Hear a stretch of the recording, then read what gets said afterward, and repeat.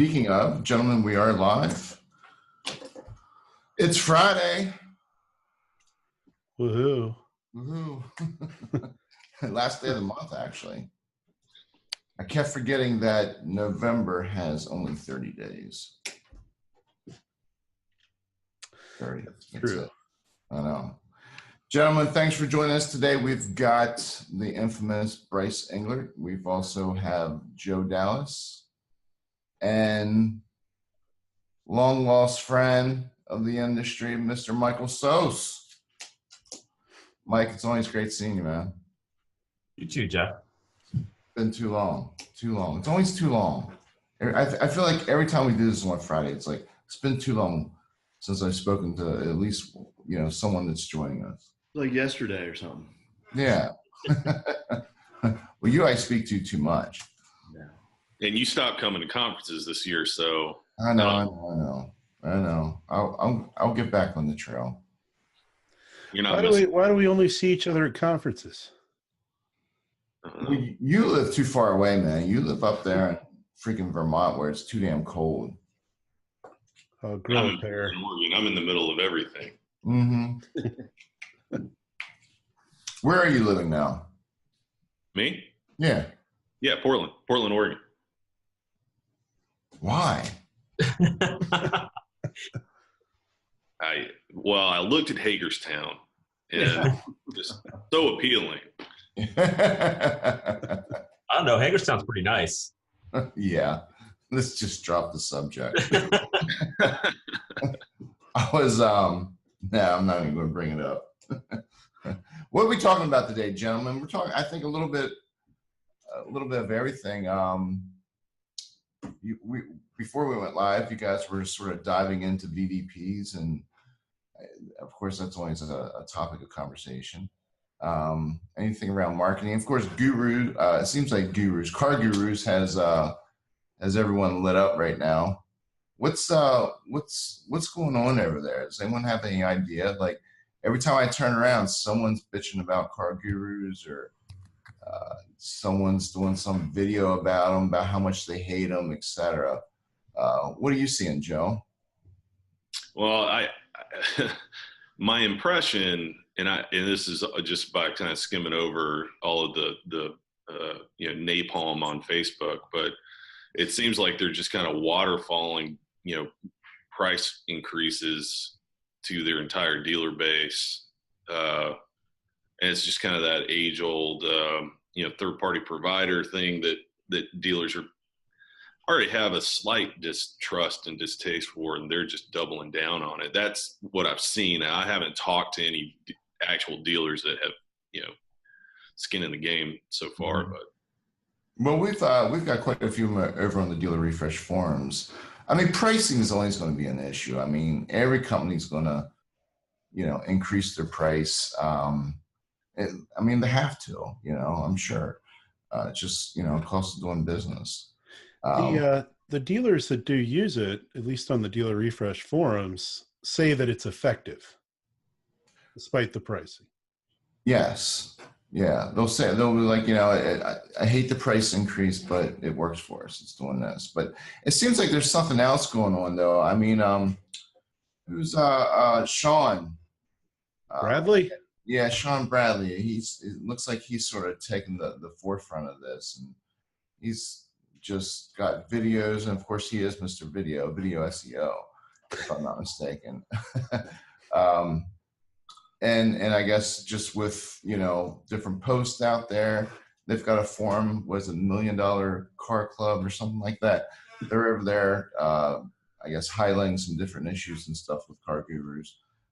Which is a good service, right? I mean, I think anytime third parties come under more scrutiny, especially shopping portals, it tries, kind of creates a little bit of a balance, in what they can charge for a service, and also allows dealerships, I think, to reconsider, how important third party type of business is versus their own organic business.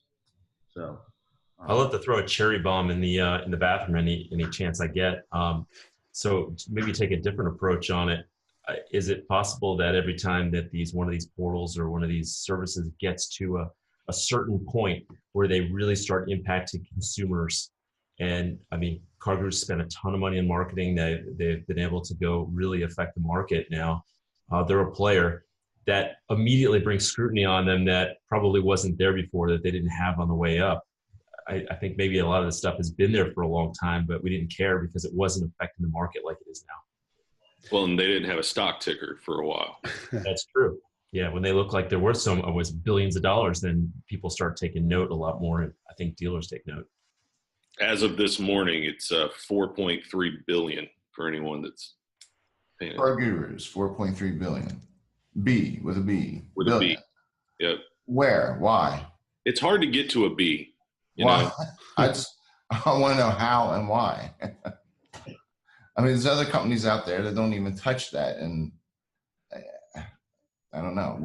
Brice, what's your CarGurus? How does a company get 4.3 billion? Hey, you're smart like that, Brice. I think it's wonderfully scalable. I think they've clearly played the SEO game better than anyone else in the last decade. They're rewarded for it. They're providing shoppers with a little bit of context. But we'll come back to that word hopefully. But let's face it. I mean, they're getting the traffic and they're getting the confidence of the consumer, by cutting through some things. And in the end, their customer, the dealerships, are seeing value for what they're spending. And then when their prices double, they get tested. All right, do you see value now? So it's a known business model. Every industry has been, had those business models. So I don't think there's anything new there. And I think that the public markets have such a high interest in automotive and just the disruption that we're seeing and going through and will go through. They got to take some bets and pick some winners and pick some losers. And right now, I think the losers, according to the analysts out there, are the people that work hard every day retailing cars. The public stocks for all the big dealer groups are nowhere near that type of valuation just for a singular portal. So that's my take. Yes, the stock market's not. Companies are using our content to make 4.3 billion. Yeah, that's some context for you. If you could, Jeff, if Mercedes-Benz of Hagerstown could list that many cars and create that much context, then perhaps it would be worth 4.3 billion too. Very scale, possible, right? I mean, it's all scale, right? And you choose to work with CarGurus because they can give you scale, that you can't achieve through your own website efforts, perhaps. Mm-hmm. Right? So you mentioned context. I guess that's your new buzzword, and then content. And we were talking before we went live. We were diving into the VDPs. We were talking about VDPs across the different listing sites. And then you mentioned something about when is too much information too much. We've got some players out there that you go to a VDP and it's just inundated with so much information. And then there's also the simplicity of some of your other VDPs out there. Mike, I think you were touching on that. When does too much information become too much, or is there no such thing? I think the problem is that a lot of the stuff that is put forth on dealers' websites are designed to assist the dealer, make a better lead, give me more information. The dealer always wants more and more and more.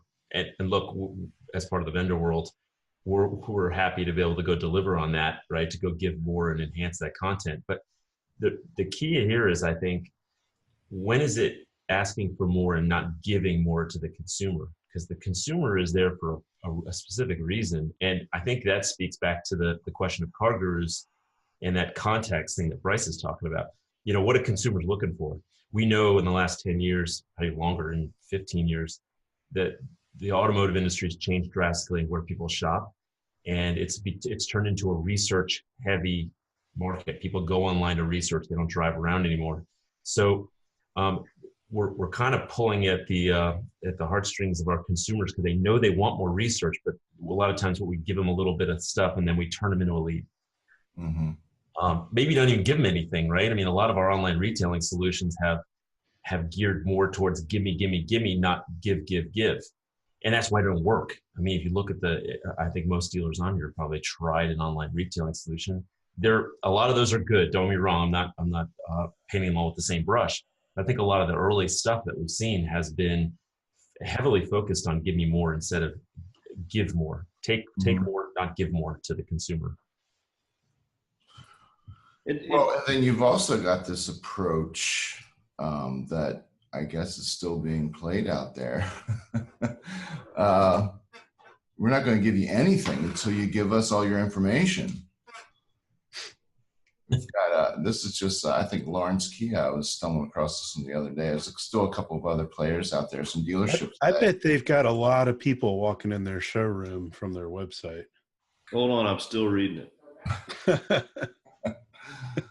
So we've brought different sites like this to attention before in previous Refresh Fridays, but this is just another one that I stumbled across. Joe, I think you were speaking about it. And, you know, there's no way, you know, as a consumer goes on here, they're on the SRP.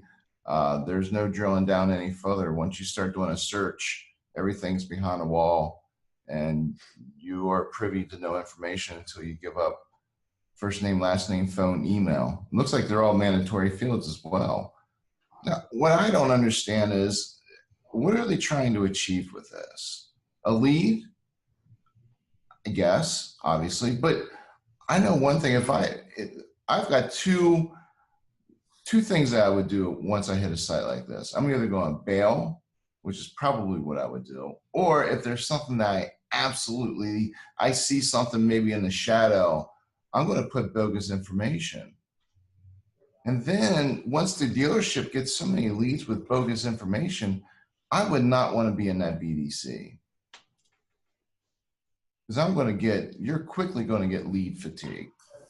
All these leads with inaccurate information, you know, how do you expect people to work like that? I don't know. Anyone have any ideas? I don't think this is that, and I don't think this is a lead strategy. I think this is a counter-cyclical marketing strategy that only works if everybody else is swimming the other direction, which is the right direction to swim. But one guy goes and does it different, and then it's like, you know, the expert from afar, I got to go check it out because it's so different. It's kind of cool. I mean, it's different. It's not what I would do. It's not really truthful. I'm sorry. Go ahead, Joe. That or somebody's working a pay plan, as Chris Leslie's pointing out over here in the comments. Yeah. I get paid per lead. That's right. Yeah, that would work. So, Mike, what you're saying is because no one else, possibly since no one else in their market's doing it this way, this is why they're going to do it. It's just like when Harley stopped shipping as many bikes to the stores when they were at the highest demands, right? They made it exclusive, and you know, it's a counter-cyclical strategy that sometimes works. It's an oddball thing, but if everybody else in this market is showing all their stuff and doing what we're all doing, and there's one guy's like, "Oh, we're so great, I can't even show you." It kind of pulls on that instinct to want to know. It's true. Gotcha.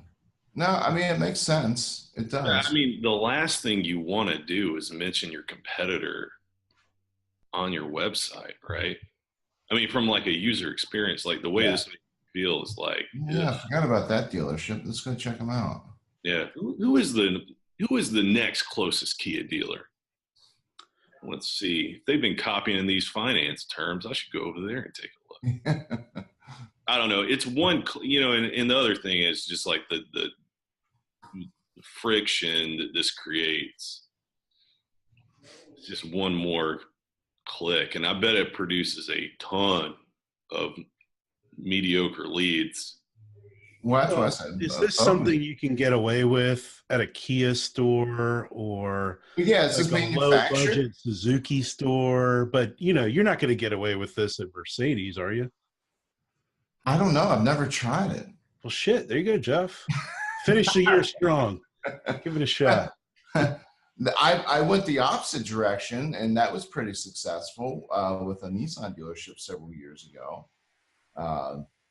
You didn't have to give any lead information, none of your personal information. It was basically click here and send this $25 incentive coupon to your phone, or print it off, bring it into the dealership, test drive the car. I didn't need your first name, last name. The only thing I would receive was your email address, and that's only if you wanted to have the incentive sent to your phone or your inbox, or you could just print it. And now if they were going to send it to their phone, I'd get a phone number, but we weren't calling those customers. I just wanted to see what would happen over 3 months, and it was path of least resistance for sure. And we were getting ready to have some amazing ones with it. We had one, almost two, and then it was turned off because of pay plan. We had a internet sales manager at that dealership, and he all of a sudden he's like, "Dude, you're killing me. I'm not getting a paycheck." I was like, "What are you talking about?" He goes, "Well, I get paid on leads." Oh, shit, you haven't had any leads. One of the best months up to that point in car sales, but no leads. So I've taken the opposite approach. I don't know, maybe we should give it a shot. I'll get with the GM here and say, "Hey, we're going to do something completely different." We did a bit of the same. All of our information behind a wall. Maybe we should charge for it, like $1.99. Yeah, there you go. You can $1.99 to show our price. Make it a subscription service. Now, on this front, Dan Sayer brings up a good point. A lot of the OEMs are mandating that you can't show a price below a certain point. And so in order to do that, you have to have a direct conversation with the consumer, aka a lead. That's a very good point. So Honda is doing that. I know Toyota does that. Mercedes does that. Everything is MSRP. Unless you have some type of interaction with that customer. But even though, I don't know, at least with Benz, if you're allowed to display that information on the website itself. It probably would be gray area. Maybe it would work. Past compliance, I don't know. I do know there's a couple of services out there that sort of use the same lingo, and once you fill out the first name, last name, the price quote automatically gets sent to your email, and that's their call to action. Fill out the information. We're unable to, as she says, Mercedes-Benz will not allow us, but if you fill out the information, you will receive, a price quote within seconds to your inbox, and you go into the back end. You figure out all your prices, however you want to set it up, and it will automatically return an email and price quote to the customer. And of course, there's other services out there that do that as well. What was one of the big ones? Digital Airstrike, I think, used to own it or bought it. What was that service? Response Logic. Is that what it was? I think you're right. Yeah. It was like this professional price quote. It was all pretty. It was like 18 scrolls. 18 scrolls. It was. You had to scroll down at least 5-6 times. It was pretty lengthy. So other than the, this thing we're looking on the screen, it's kind of kind of freak show interest, right? It's the it's the woman with the beard when all the women don't have beards. But if we kind of look at it from a different perspective, the problem with it is that standard stats say that it's only 15 to 20% of people will be hand raisers, become leads online, will actually reach out to a dealership. Of people are in market who will buy cars. That means 80 to 90% of people will not fill out anything, will not raise their hand, will not go the extra mile. And this strategy decides that it's not worthwhile to actually engage with those people, which is a risky scenario when, that's why we would never do this. I mean, that's really the stats that show that. And that's why we want to be able to go work through transparency, show consumers more information, engage them everywhere we can without having to ask for more information. Yeah. Don't employ the fuck you form. Got it. Okay, we can put that one to rest. Waffle on that whole thing, so it's like inside of like 5 minutes. No, I like, before we went live, Brice used like a real world analogy. What was the I was thinking about that, with Jeff's first question, to SOS, which was, what are we trying to do to consumers? But I was in a couple stores on Wednesday, and walked into a beautiful Ford store. The lot, man, the cars had a perfect line. You can appreciate that, Joe. Easy to find the entrance. As soon as I walked in, looked up, parts over here, service over there. Clearly I was in front of the showroom.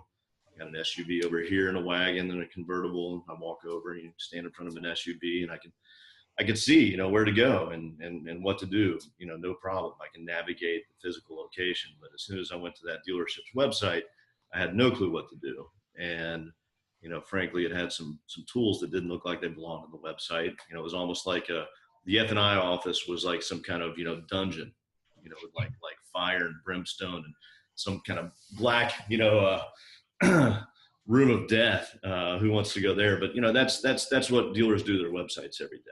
When you put these mismatching tools on there and you create challenges for consumers to navigate around, or where am I? It's not comfortable. So, just relating the physical space, which dealers for the most part keep great care of, to their virtual space, which can often get very gangly and not give consumers the ability to navigate easily, as well as engage, and as well as learn from the experience, get context. Why is that car good? Why is that car priced really well? There was a big sticker on one car that I walked by, and it said "fresh new arrival" right on the windshield. That was context. I thought that was kind of interesting stuff. So I don't think it's a rocket science to figure out how to create a really welcoming online space as well. Yeah, so it's kind of the reverse. Jeff, you remember Seth Godin, right? Oh my goodness, yeah. Seth, yeah. So Seth, for those who don't know him, he's written a number of marketing books, and he's got a number of things to say. And he wrote one called A Meatball Sunday, which was around the time when retail establishments were really starting to get websites. And it was kind of the opposite to what you're saying, Brice, is that Seth was pointing out that websites were beautiful, and then the brick and mortar experience was just traditional brick and mortar experience. So they'd set this idea or perception that it was going to be this amazing experience and everything you got to the store, and it wasn't. So it was a meatball you were getting in the store, but it had all these Sunday toppings on it from the website. And now you're almost saying it's the other direction. Well, it can be show online and a good experience in store. Imagine walking into the used car lot, and there's a big sign right in the middle that says CarMax 5 miles down the road. I mean, let's face it, there's a lot of third-party tools that are promoting other people that sell cars. So would you let CarMax put a big sign right in the middle of your used car lot? No, probably not. So, Brice, are you referring to some of the third-party listing sites that have competitor advertising? I think you name your third-party site. So we just talked about Car Gurus, whether it's Kelley Blue Book, Edmunds, anybody else? I don't know if that's a fair. A fair comparison. No, why not? Well, I mean, that's the dealership's real estate. That is their real estate. It's their property. Whereas on a third-party site, that's not really their property. And I'm not defending. It's the dealer's website, even the thing to be there. Dealer's website's their property. Why are they? Yeah, so their website. Or is that property at dealer.com or Dealer On or whoever else? I mean, what's your point though, Jeff? Because maybe I misrepresented my point. I confused you. No, I was just challenging you on why. It seemed like you were going down the path of dealerships, shouldn't be doing, or the third-party listing sites out there shouldn't have advertising for other dealerships, whether on their VDP, SRP, et cetera. I thought that's where you were going. No. I was going the opposite way. I was thinking on a dealership. You were trying to build some context. Right? When I'm on a dealership's website, why is there signs for other third-party portals? Gotcha. All right. I'm a little biased on that. If anybody knows what I do. Why would that be? But it's true. I believe it. That's why I pointed out, especially when we're talking about what consumers are there to look for, right? How to engage them better. What's the point of coming to your website? It's to research, to Sosa's, good points. And so, is it research, or is it just what type of research? Is it research as in getting information on a particular make model, or is it just to search? Well, according to some call review, for instance, the leading question on a phone call is whether you have the car in stock or not. Mm-hmm. So, that's that's not considered research. Yeah, that's absolutely research. Yeah. Okay. And so you go to a website to check that out too. Well, we did a study on that, right? And it showed that people come to dealer websites for the top two things. One was to research inventory. Second one was to be able to go find out what their trading was worth, see if they could afford something. That's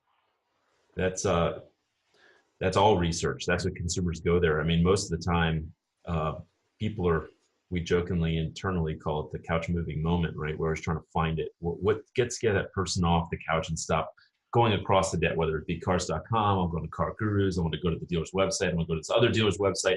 I'm trying to look at all the different prices. I don't know about you, but I'm insane. So I'll create a spreadsheet and I'll there's a silver GMC Sierra over here, and this is the price. This is the options it had, a black interior. There's another one that's 100 miles away. It's got this. And then I make a choice where I'm going to drive to. And by the way, I also take into account what those dealers are like. I was at a dealership when I was buying a car, and I sat there and they goofed around my time for 2 hours, and I know I'm not going there on lunch again, right? I'm not before I got a price. And so you take in that into account. So you're doing all this research, and I was in the reputation world for a long time. We know that plays a big role in looking at the reviews and rating, find out what I'm going to be stepping into. But we don't really help, and I think this is one of the things we were going to before, and maybe why Car Gurus is doing so well. On dealerships' websites, we don't do a great job of helping the consumer know, back to what Brice says, context. That car you're looking at, is it the only one that has these features for 100 miles? Is it well priced compared to the competition? The only way you're going to know that is if you you look at the car and say, man, I really want that silver GMC Sierra. And then I go on a trek across the internet. I go and I check out all the other GMC stores. I look at the pre-owned stuff. I go to Car Gurus. I go to cars.com. I'm across the whole net, which works completely against what the dealer's trying to do, which is be the last click, be the point that it's like the couch moving moment happens. I want that car, getting in my car, and I'm driving down there right now. So it's missing on the current dealer websites, in my opinion. It's missing, to Brice's point, context, why I should care. And then the second thing is, not only is it missing the context, why should I care, but you're actually motivating people to go other places to be able to do tons more research before you leave. And that's like if you think about the funnel, the dealer's website should be down there right before they buy the car, not like pushing you back up to the top of the funnel constantly. So we really have to address that, I think, as an industry. The websites have to improve. I find it interesting that so much investments made into sourcing and all these tools are invested in business units that get a check every month that influence your user experience in your website. And then the pressure, the real world pressure of, actually having a good used car inventory, of making sure you're well stocked.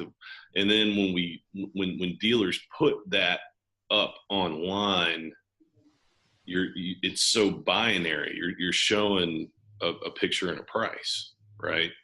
and how we've justified or how value has been built. Now I'm painting with a broad brush, but how value has been built in that inventory has primarily been price driven instead of market data driven. Well, Chris Leslie, I'm gonna do your job now, Alex. Hold on. Go for it. Chris Leslie. He's on a roll. I figured out how to watch comments, by the way. But he had a really good comment here, and he says, "Oh, I would happily show other dealers' inventory on my site as long as mine was cheaper." All right, that is a really cool and interesting comment, because I would challenge, any dealership or used car manager, is price all that it's about? That's generally what we get reduced to sometimes with third-party sites giving us, simple things like that or like that, right? We're always looking binary. But if you've ever bought a Subaru WRX, is it really about price? Or is it the fact that you've got a really high demand vehicle, it's the only one within 200 miles of your store, and it's going to sell in about 5 days? So if you call me and ask me, if you can pay $3,000-$4,000 less or whatever the number is, chances are I'm probably going to disappoint you as a dealer, right? Because in that case, it's really not about price. Or the Corolla, that's the Corolla.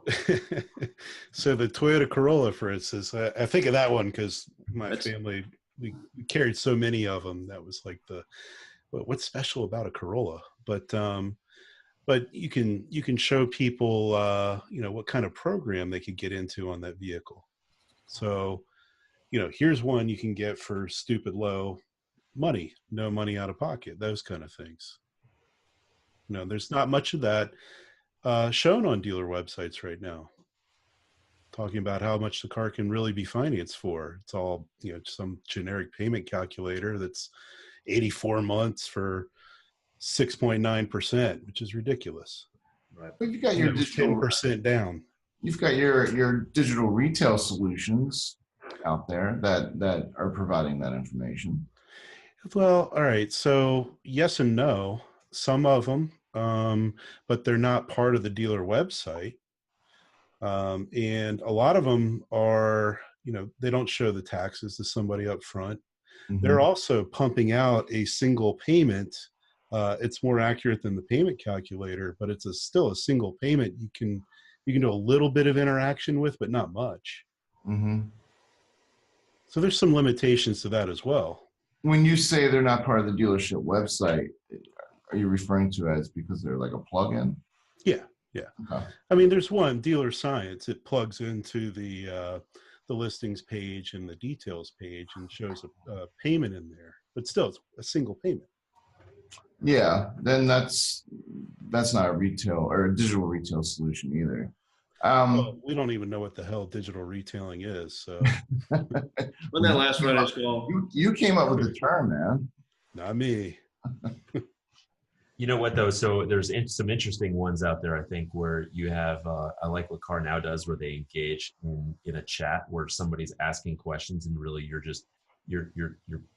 not like asking them to start the wizard, right? Let me put the wizard in front of you, and I have to hit the buy now button to be able to go get any information. It's kind of like it's more of a back and forth kind of deal. So digital retailing solutions, we're taking all kinds of different approaches that are giving to the customer, right? I think that's the key.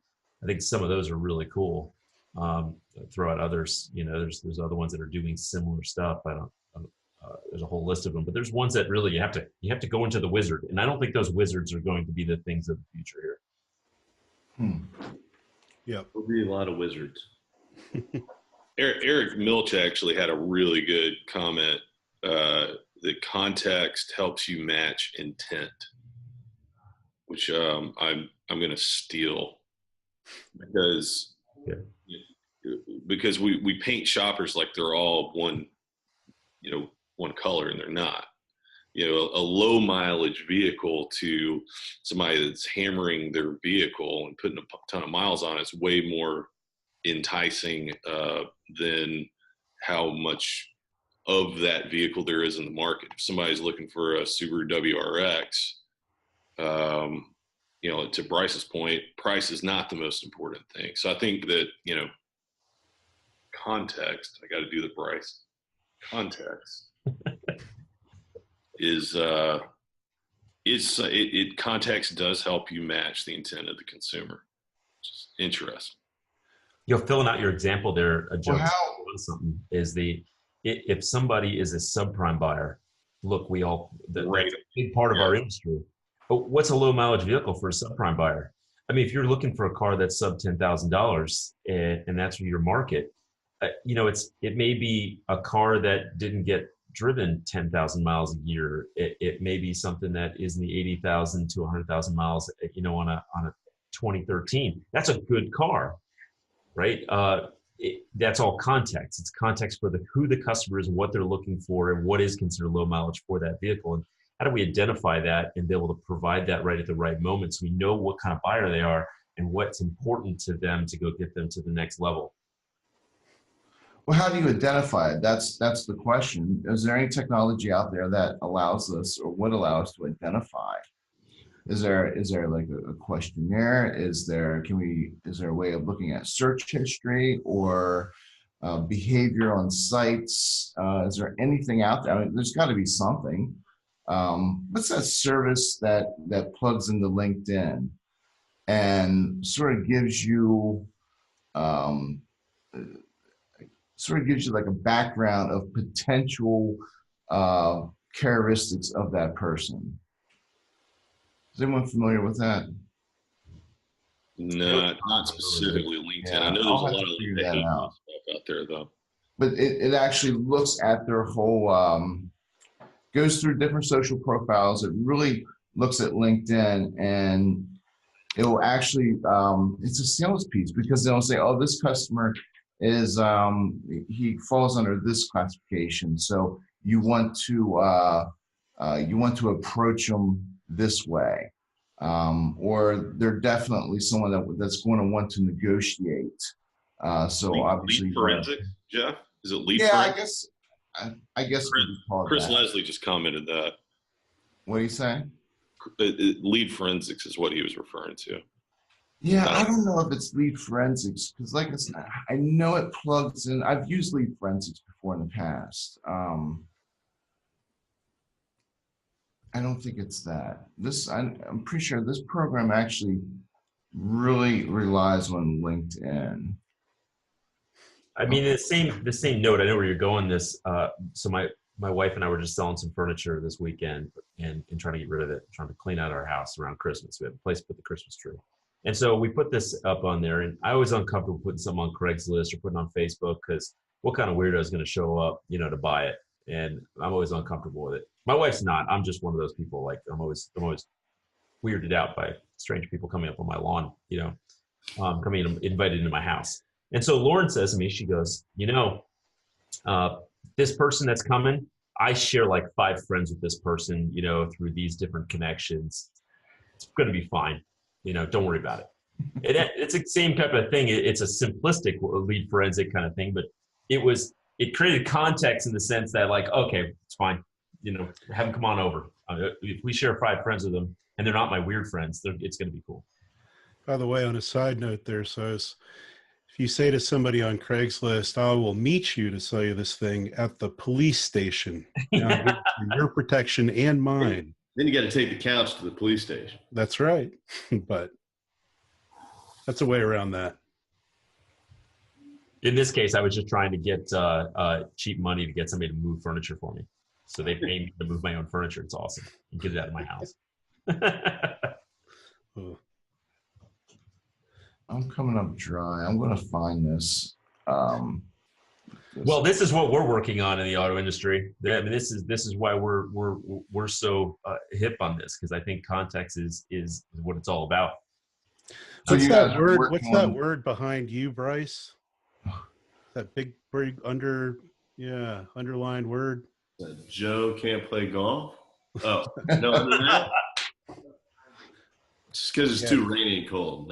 This is in the toilet paper house. No, so I know you guys don't like plugging, but we launched a new product on November. Say it, yeah. You don't do that very often. Yes, it's based on context. No, yeah, I mean, yeah, I think it is. Why else would I talk about it? Well, give us a pitch. My God. No, I can't give you a pitch, but SOS can. But seriously, is it tied into this? It is to to wrap it all in a big bow. Basically, what TradePending is a data company. We've got all the market data, that shows where cars are when they come on the market, when they come off the market. That's why our trade reports are so different than looking at a book value assumption given a condition. We show a lot more information, context, and what we did there is quickly move into, or not quickly, but now we've moved into kind of the want vehicle, the vehicle that you're looking for as a consumer. And instead of just putting a price-based context, we've developed a whole series of superlatives that we call them, that try to find that unique position of that vehicle in the market. Is it a high demand vehicle? Is it a low mileage comparably to all the others? Within a very, very small radius of the dealership. So that's one of the tricks with context, right? As a local asset, cars are local, right? So within 100 miles, how does that specific car fit the market? Not nationally. Certainly like prices nationally always drive me crazy. That type of Who's doing national pricing? Yeah. No, there's a big company that does that actually that we've been. Are they worth like $4.3 billion a day? I haven't checked in the last 10 minutes, but maybe they're worth 4.2 now that I've outed that.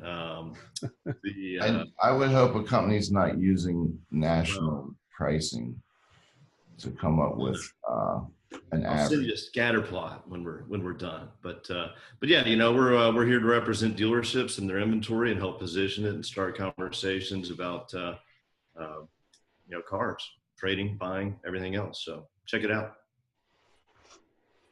We'll do that. Took SOS like 6 months to create a new product, though. I don't know what the hell took so long. It's a little bit irritating, honestly. So if dealers wanted to find out more about this, they check in with you and say, I'd like to hear more about superlatives. Superlatives. Yeah, superlatives. You can go to TradePending.com. There's a brief snippet on there, and there's a big button that says "Get a Live Demo." So you're taking context, putting it into a nice little package. But how can it's not predetermining this information, is it? Or predetermining what this customer, what their high points are? Yeah, so what we're doing really is appending an SRP or a VDP, with this kind of badge. And so it's just a brief summary with a little bit of information behind it. It's not dominating the experience. It looks really organic to the website. We like that. Dealers like that, should like that. We can show some examples. With demos, we've been live for almost 2 months now with some early dealerships. Well, you should put something over on our Deals for Dealers. That we were looking to actually try to do something on Dealer Refresh. If our marketing department could get their stuff together here. Yeah, we can help out with that as well. But it's a good discussion, really. I mean, I think I don't launch new products in this industry very often, but when I do, I get excited because I do want to start a conversation about it and get feedback and understand, does this fit, the needs of a dealership? And we're talking about online retail all day long, and you can't have an online transaction unless you provide context. Why is this a good deal? Why is that the car I want? How is my trade actually worth that? We show comparables on trade. So I think it's a really necessary piece to the digital retailing future, whatever that may be. Yeah, so there's TradePending, making VDPs better again. Come on. That's how we do it. Yep. Now, would I be the first guest here to start talking about NADA in January? No, let's go for it.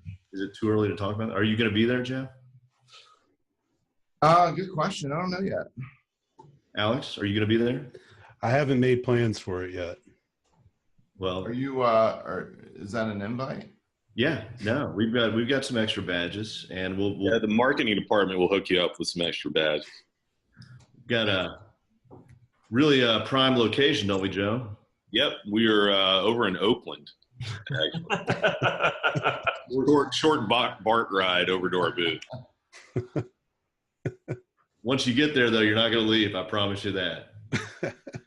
The booth? No, I am interested, though. Like getting out alive. What do you guys think is going to happen at this San Fran show? You think there's going to be a lot of dealers? Is that a regular discussion on DR? I'd love to, kind of get a gauge on. It's been my experience working as a vendor that the San Francisco show doesn't have as big a draw on the East Coast dealers, obviously, but you definitely have a lot of California dealers there. If that's anything. Does that just mean they're all going to be wearing shorts and nicer shirts? Or? Yeah, probably. Steve Stauning will not be there. To find your phone. Just in case anyone's wondering. He won't be there to help me find my phone. It's a huge disappointment, Steve. See, Joe, Ian mentions your shtick with the map. This is good. We've all got shticks here. So you got to keep the map shtick going. I got it. That's good feedback. Well, I hope people come by, check out San Francisco, because I think there is a lot going on in the industry. There always is, but talking to dealers, and I don't know if they're really 100% consistent on what they're going to do with their budget next year. Are we worried to death? Are we going to play this conservative? Do we think that SAR is going to drop out of fall too far? Can used cars bail us out this time if we get really good at it and figure out how to acquire, consumer-owned inventory? I think 2019 is going to be a big year. So hopefully there's some dealers that are going to go out there and figure out what vendors are trying to innovate around too. What vendors are what? Trying to innovate around, Well, that was going to be my question to SOS, because Mike, you're always up on technology. And of course, you can speak for Trade Pending, but what else is out there? What else are you seeing out there on the technology front that could potentially have a pretty good impact for dealerships? I think the CRM world is interesting, just because I think we kind of had that, and I say that you never heard me say this, but I will say it because I think we had this weird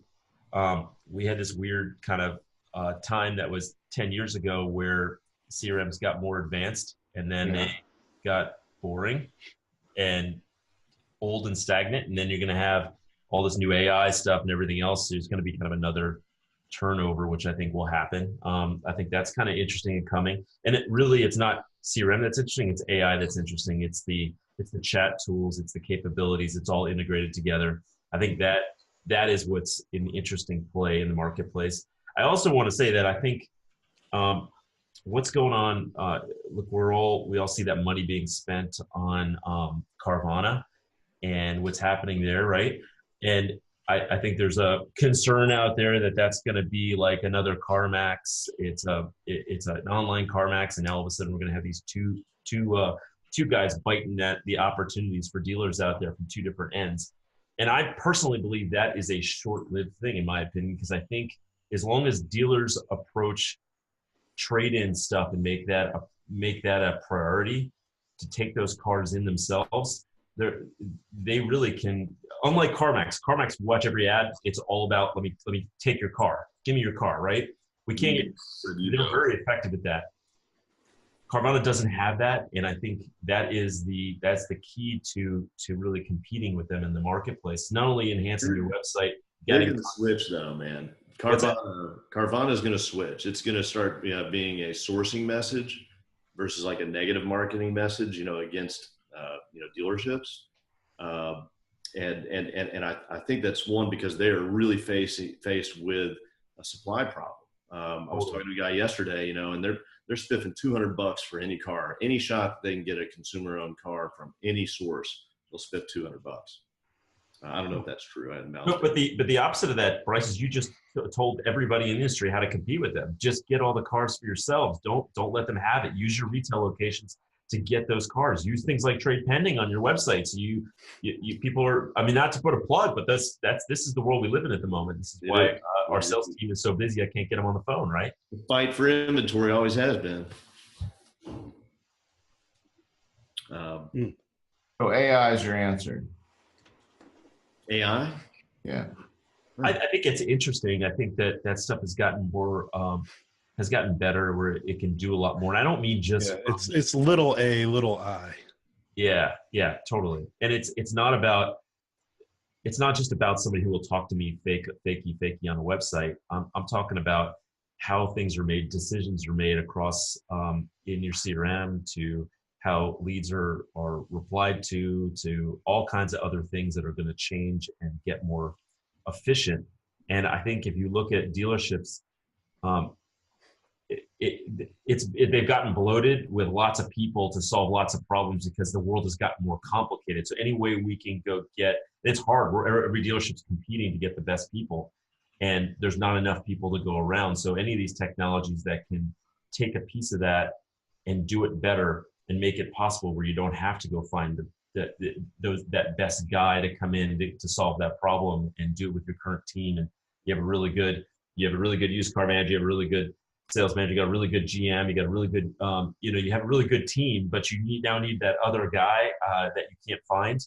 That may not be necessary because now you have some of these other tech that can fill in some of those gaps and take a little more weight off of the people that are wearing lots of hats. I think that's kind of the bigger story, I think. Hey, so Brice and I were in Kentucky a couple of weeks ago with David Kane's conference, and he used a phrase that I really like, because there's still this kind of baseline human problem, which is, you put somebody through a huge digital retailing process. They spend 2 hours on their couch. They go into the dealership, and then their first question is like, hey, what can we do for you? What car are you interested in? And so, it's the age-old handoff problem. And so he's like, it's not going to be about artificial intelligence. It's going to be about human intelligence. And I do think that there's kind of a silver bullet mentality around some of these platforms that just isn't really going to come to fruition. That it's still going to be up to, in some way how a human being is handled, because nobody comes in the world aspiring to be a lead, right? We want to be treated, well and with respect, and not have our time wasted, right? So I think there's going to be an element of that. You make a good point. Digital retailing so far has not been able to connect to the floor, and that's where it's sort of falling down. So there's a couple of big questions here from Dan in the comments. Brice and Joe, you're looking. Who wants to tackle that? And then Chris wants to know what the hell trade pending is. He's never heard of it before. Yeah, whatever. I can handle Dan's first part of his question. Hey, hold on. Chris Leslie, can you just put your credit card number in the comments, and I'll get your account set up right now.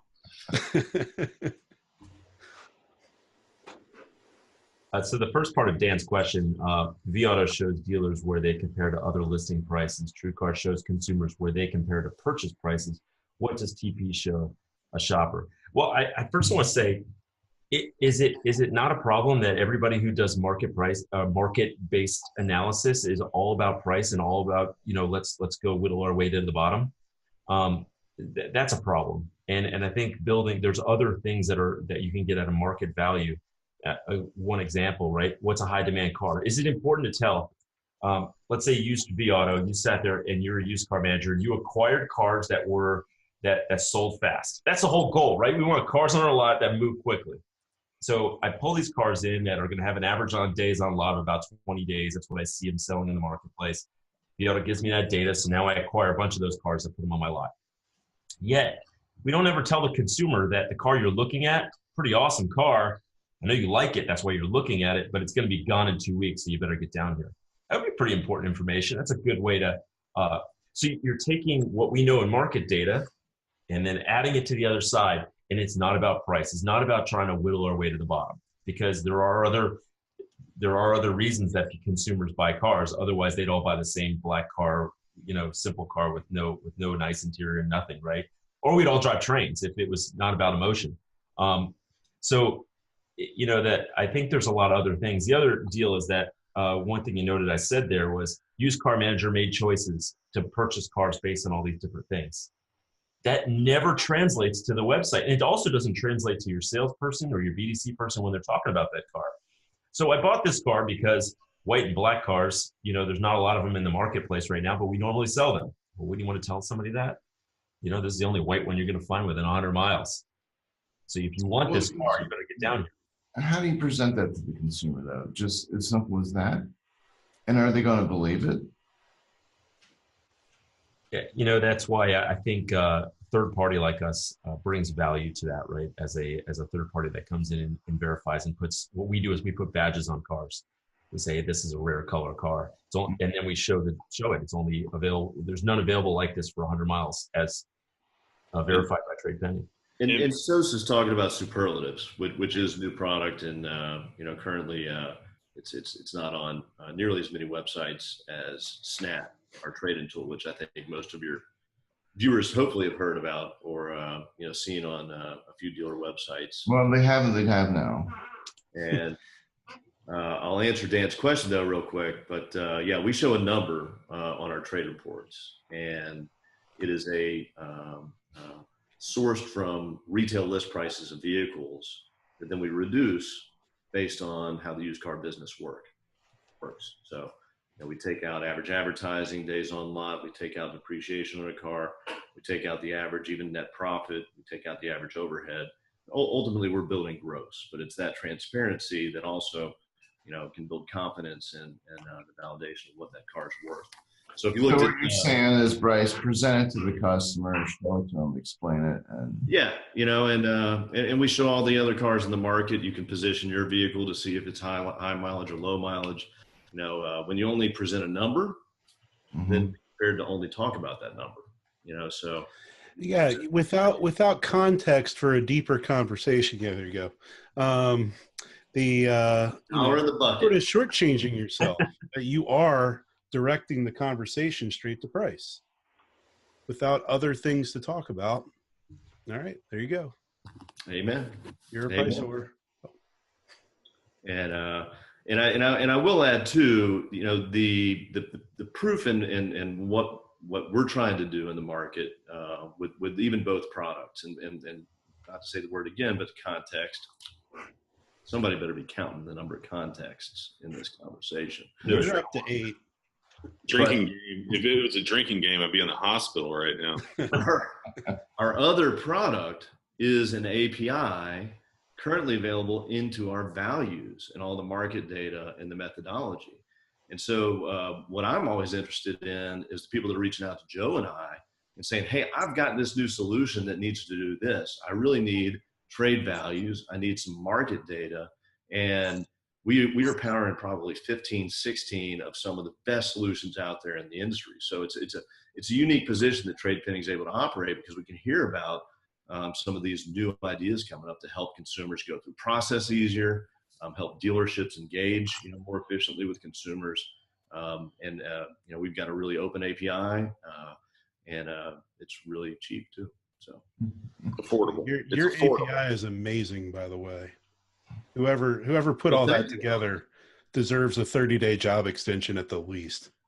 Yeah, no. It's a breath of fresh air compared to the other APIs that we all have to fight with as developers of technology. But I do think that it's so appealing to the kind of the new up and coming, you know, vendors in the space. Their core mission is, at least in principle, similar to ours, is that all that data, market data, is self-validating, right? We're not saying that we're TradePending, we have all the answers, we have all the best pricing. We're just agnostically saying, here's the market. You know, what does your house sell for? Well, it's whatever the market, supply and demand, will dictate, right? And we're just providing that information in a really easy way to a lot of people. And it's been really cool to see that resonate, not just with consumers, but also with other vendors in the space, including you, Alex. do you guys find that has more impact whenever it's used on the showroom floor versus virtually? It's a good question. You know, we've had a few really great customers experiment with things like, kiosks, $5,000 kiosks sitting in the showroom in the service department. And they'll bring up one of our market reports and, talk to consumers and engage with it. But to be honest, it's not our core mission. And I haven't had enough feedback, but I look at those, there's few dealers that are going through that process today for me to give you feedback, Jeff. I see the in-store process being a little bit of kind of the old school, hey, let's see what they'll do and I'll do better. Yeah, I mean, there's that, but I mean, back in the day, we used, I was a pretty big advocate of the product as well. Pure Cars, value reports. Remember those? Pure Cars had this thing called value reports, and it was an aggregate of data and information, and you could pull up the report and it would show a bunch of different data points on that particular vehicle. What does it have? And it gave a really nice visual representation. If it had Bluetooth, if it had all-wheel drive, and then it also would dive into the market and find like vehicles, make, model, what was the pricing, how did your vehicle rank up against the other vehicles? Well, yours was a one owner, it's got a clean Carfax, it's clean Carfax is a popular color. It's, right here in front of you versus 45 miles away. But what I found, as great as those tools were to have online, my God, they were strong closing tools. Yeah. And if you could teach the sales staff how to use, I guess, that context, I mean, all day long, you could just, you wouldn't even have, I don't want to say you wouldn't have to train your salespeople on how to sell, but that's not how you started with a new. Well, you teach them to sell the context. We got a great dealer in Louisville, Kentucky, Chuck Alvey with Oxmoor Auto Group. Really just super guy. I'd call him an intense retailer. I mean, the guy knows what he's doing, and he evaluates things very, very closely. And I showed him superlatives, and his immediate comment was, "Wow, this can actually load the lips of my salespeople and my BDC reps to talk about something new, something different." And it's right there on the page. It's the one thing. It's not everything. That I think that Pure Car Value Report, if I recall, was kind of like an alternative VDP that just vomited everything. Yes. Online, yes. The confetti cannon VDP. Which it was a lot like the VR. I was always like, why do we have VDPs? Why don't we just use these? I think it's a good question. But to his point, maybe that's how we bridge kind of the virtual to the physical. By allowing the consumer the same information to be able to relate to the BDC rep or the salesperson when they're positioning why that car is a good car for them, right? Mm-hmm. It doesn't have to be the best price. That's not the only reason people buy cars, to our other conversation. So I think there's a future for us in answering that question better, Jeff. Maybe you'll help us out to find an answer. Happy to help. Happy. I think you're onto something. Context is the future. Come on. Hashtag. I guess. I just thought of it before we got on the call. Well, let's wrap it up under that note of context. It's a big weekend. Yeah.